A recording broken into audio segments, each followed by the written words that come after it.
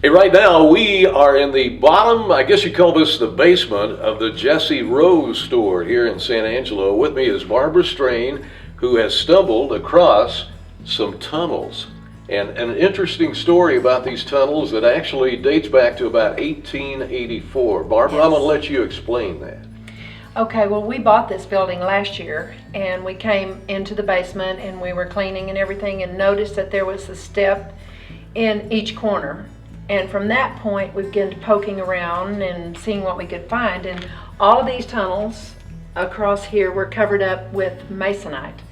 And so they had them closed up and locked up, I guess, years ago to keep the people from just coming in and stealing stuff in their stores. Sure. But in 1946, the Texas Rangers came in and they shut down the Prohibition, all the stills. There used to be a still in the basement of this building, and then we have this tunnel where they would go across the street to the bank, which is now Miss Hattie's restaurant, and they would go from a tunnel there to the Bordello just a little ways down the street.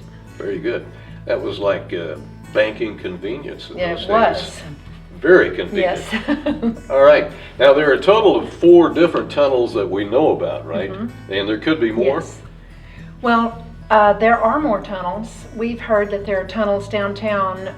There was an elderly gentleman that told us that in 1957 he came and went through the 3rd tunnel here and all the way to the Cactus Hotel. He said they're not what you expect. They're big. They have electricity. He said that the electricity was out that day, and his dad, he was 13, his dad was working at the Cactus Hotel, so he came over here and he went across, and he had a little flashlight, and he said he was really scared, but he said you get out in the past the middle of the street and it veers off to Miss Hattie's. So these tunnels go to various places: the Cactus Hotel, the bank, the Bordello, and there's other tunnels from other buildings downtown that also lead to the Bordello. So you have uncovered a lot of history of San Angelo here. Yes, we were really, you've heard those legends, and I say legend because that's what it was. There was never any proof until we found these tunnels. And they were hidden. Mr. Cooper had no desire to let anyone down here to poke around or do anything, but when he bought the building, he cleaned out the basement and covered up all of this information. And when we bought the building last year, we discovered these tunnels. Okay. And it's amazing. We're going to try to open this one as soon as they finish our canopy they're building out front. We're going to get a jackhammer. Of course, we'll have to shore this up so the sidewalk doesn't fall in on us. And we're going to go through that wall. All right. Now, historians and archaeologists should be very interested in this, right? And they have already been here. They have said that, yes, these are the tunnels. This is not just some pipe dream that I have because I bought this building and found those places. We have 2 hidden rooms on the other side of where we're standing right now. And there was, apparently, there's remains of a tunnel where the horses came in and they were hidden from the Cherokee Indians to keep them from stealing them. There's a lot of history on this street, and it was one rough, tough town. All right. Now that you found these tunnels, what are your plans for these tunnels?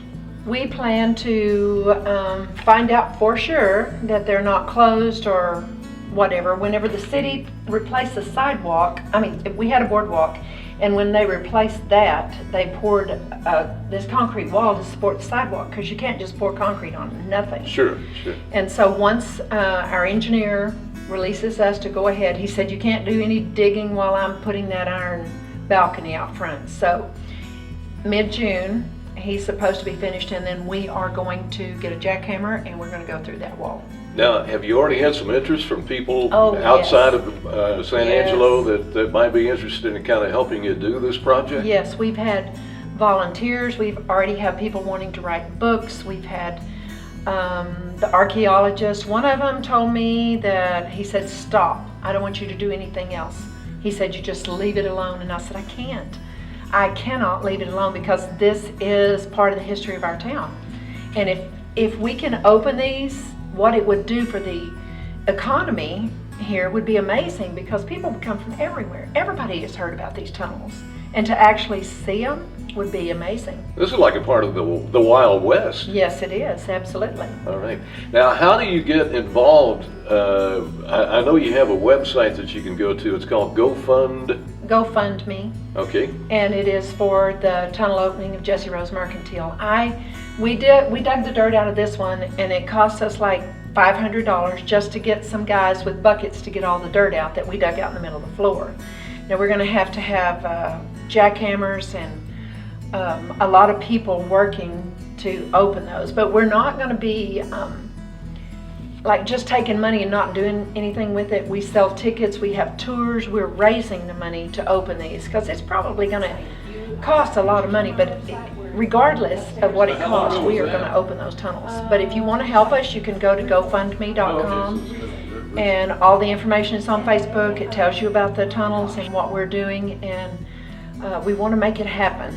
All right. Well, Barbara, thank you so much for guiding us through the tunnel story in San Angelo. I know a lot of people have heard about this, but when you first see this part, which is only 10 foot deep, it gets you to thinking about what really happened between 1884 and 1946. Exactly. A lot of it. Thank you, Barbara. Thank you. I appreciate it very much.